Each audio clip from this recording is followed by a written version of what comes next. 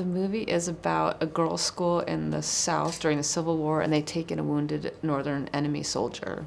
And they haven't been around a man in a long time, and there's lots of sexual tension and claustrophobia, and he is he's sort of their guest that they're nursing back to health / prisoner. And Colin plays John McBurney, isn't he? Yes. The corporal. Colin's the only man. There's many girls and women in the film, and then Colin is the only man in this world. And you mentioned that dynamic changes when this man comes into that wonderful house where you said it.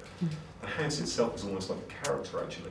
It is. I feel like the atmosphere is such a big part of it, and shooting in New Orleans and in a real place from that period, I think, brings a lot to it. Was it just the one house? You had one? It was actually two houses. The exterior was a real plantation, which is beautiful, but has the darkness of the history of that time. And then in town, we shot the interiors. You mentioned the book was the inspiration rather than the previous film.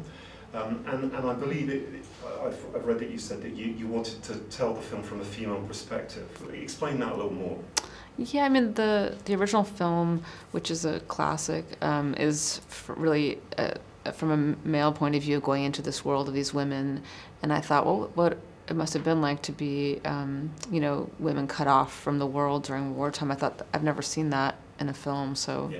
I thought, oh, we'll tell the same story, but now it's from a different point of view of the women. Do you think that the dynamic still changes when we mix up things like that? When a man would come into that situation these days, would it be...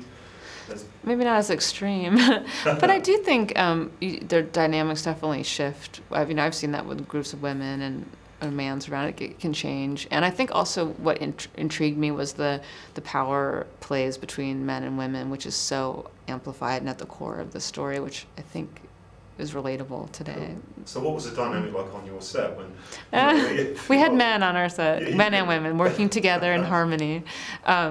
No, we did a lot of women working on it too, but as far as the cast, it was funny to see Colin, you know, surrounded by women, and he was a good sport about being our token man. Yeah, right. And it was fun to have him be the object, because that doesn't happen very often. Yeah.